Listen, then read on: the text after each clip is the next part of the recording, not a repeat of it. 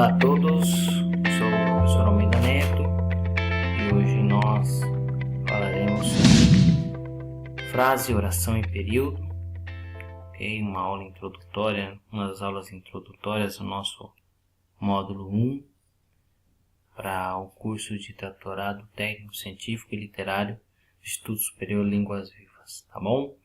Vamos lá, então, para começar vamos analisar aí essas duas tirinhas, essa tirinha aí do Agar, o horrível, né?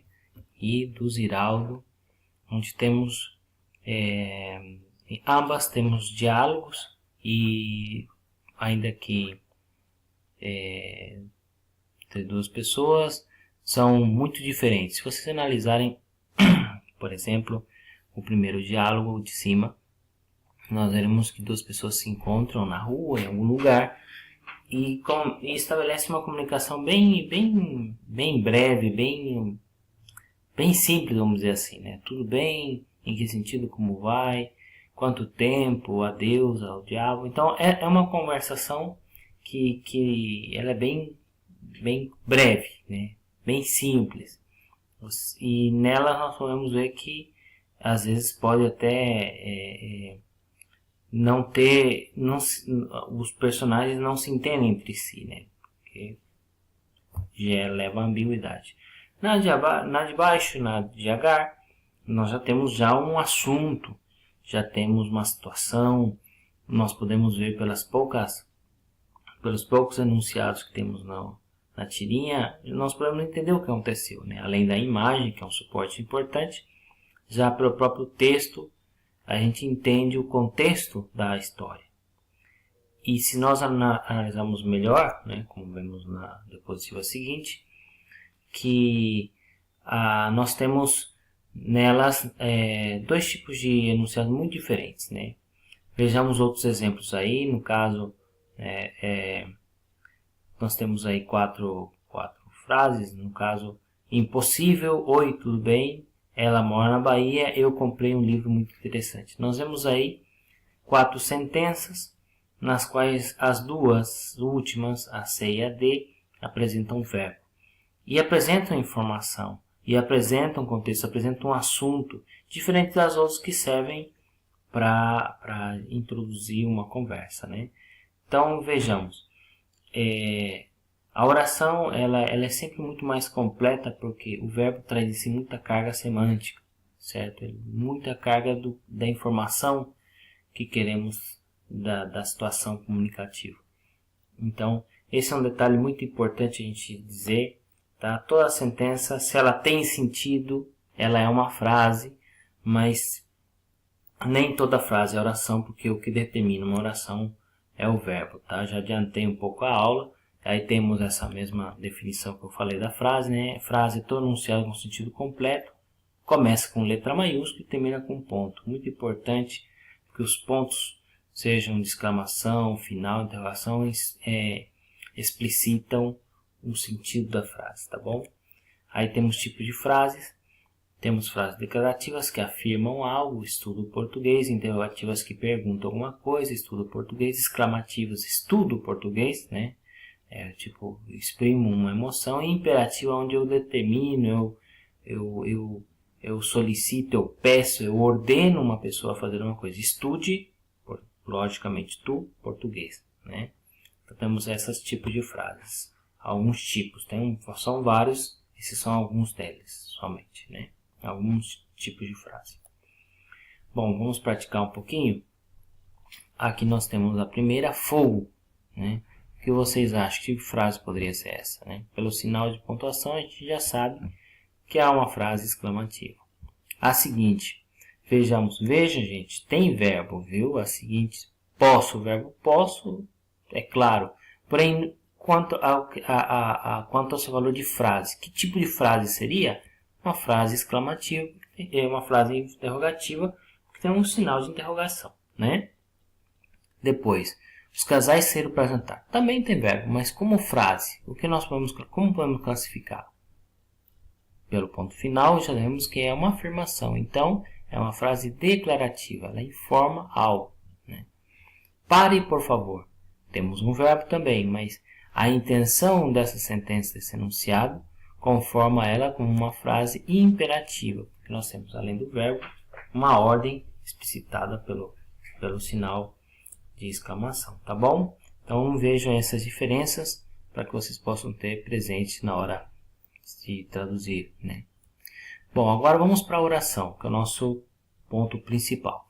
A oração, ela é composta por termos, primeiramente por termos essenciais, no caso sujeito e predicado, né? Além disso tem verbo. E o sujeito, o que é o sujeito? Ele é um agente que pode ser ativo, passivo ou até mesmo inexistente no que se refere aos fenômenos da natureza, né? Então, nós veremos mais adiante isso, tá bom? O que é o predicado? O predicado é a parte da oração que contém o verbo, como também os demais elementos da oração que estão relacionados estritamente com o verbo, tá? Eu, sujeito, o exemplo de baixo, eu, sujeito, estudei português hoje, o predicado, ok? Bom, vamos lá. Então, vemos aí alguns exemplos de orações onde nós não temos sujeito, tá? Nelas nós temos aí tanto a questão dos fenômenos da natureza, como os verbos impessoais. Choveu muito ontem. É impossível determinar quem choveu, né? O verbo manifesta que é um fenômeno da natureza. Há muitos anos tenho-a comigo. Esse há, como há muitos anos, manifesta tempo. Então, esse verbo é impessoal também, né? Já não havia nada ali. Também a questão do verbo havia, no sentido de existir, também é uma condição de do verbo impessoal. O verbo haver, nesse caso, é um verbo impessoal, tá? Então, muito cuidado nisso, nós vamos ver isso mais adiante, tá bom? Bom, tipos de oração. As orações podem ser... existem 4 tipos de oração e de orações e elas são diferenciadas pelo período que conformam, tá? Um período simples. O que é um período simples? É o período onde nós temos somente um verbo. Eu estudei português hoje, ok? Temos um período simples. Então, temos depois os períodos compostos, né? Podem ser de 2 tipos, como já adentramos aqui. Hoje estudei português e fiz a tarefa. Hoje estudei português. Hoje estudei porque gosto da língua portuguesa, ok? Bom, então voltando à questão das orações. As orações são absolutas quando só tem um só verbo ou locução verbal, né? E coordenadas quando tem mais de um verbo em que cada um deles dá independência sintática à oração. O que quer dizer isso? Vejamos abaixo. Hoje estudei português e fiz a tarefa. Se eu separo esse enunciado, eu posso ter uma oração. Hoje estudei português, ponto. E na outra oração fiz a tarefa também, certo? Cada uma tem seu verbo, seu complemento, ainda que compartilhem o mesmo sujeito, né? Mas elas têm independência sintática, elas não dependem uma da outra, elas podem existir de forma separada. Isso é uma oração coordenada, elas estão unidas por uma conjunção. Depois nós temos a oração principal, que está relacionada a uma oração que depende dela, ok? Vejamos um caso. Hoje estudei porque gosto da língua portuguesa. Se eu digo hoje estudei, eu manifesto um sentido, eu tenho uma independência aí. Agora, o que não acontece com a segunda parte, porque gosto da língua portuguesa, eu não posso dizer no meio de uma conversação, de um texto, a frase, porque gosto da língua portuguesa. Ela está relacionada a uma oração principal anteriormente, né? Então, temos aí a oração subordinada. Esse porquê determina, no caso dessa oração, a oração subordinada. Tá bom, gente? Então, agora, vamos praticar um pouco aqui com alguns exemplos. O cão uivava triste ao luar. O que vocês acham que é essa oração? Que tipo de período temos aí? Então, podemos ver claramente, nós temos uma oração absoluta, só temos um verbo, ok? E isso conforma o quê? Um período simples. Depois, na próxima, ele viajou de carro, ela foi de avião. Então, temos aí que, se eu separo as duas, né, podemos ter 2 orações independentes. Isso configura que tipo de orações? Que tipo de orações seria? Né? Orações coordenadas. E as orações coordenadas conformam que tipo de período?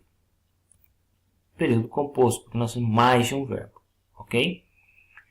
Agora a próxima. Ele viajou de carro porque era mais barato. Também temos dois verbos, tá? Porém, temos uma oração principal, que é a primeira, e a oração subordinada, que vem logo a continuação. Nem sempre, um detalhe importante, nem sempre a oração subordinada vem depois da principal. Pode acontecer o contrário também, tá? Um detalhe importante para ter em consideração. E isso conforma um período composto, ok? Bom, repassando nossa aula, a gente aprendeu que a frase é toda sentença que tem sentido completo e começa com letra maiúscula e termina com um ponto. A oração é toda sentença que contém um verbo, tá? E as orações existem diferentes tipos de orações, né? Temos o período simples, onde temos a oração absoluta, e o período composto, onde temos orações com mais de um verbo, ok? Então, vemos aí as orações coordenadas e subordinadas, são parte do que nós entendemos das orações período composto, ok? Bom, gente, é isso. E a gente vai falando mais disso no decorrer da unidade e do módulo 1. E espero que a gente possa ir tirando as dúvidas no processo, tá bom? Um abraço, a gente se vê. Até mais. Tchau, tchau.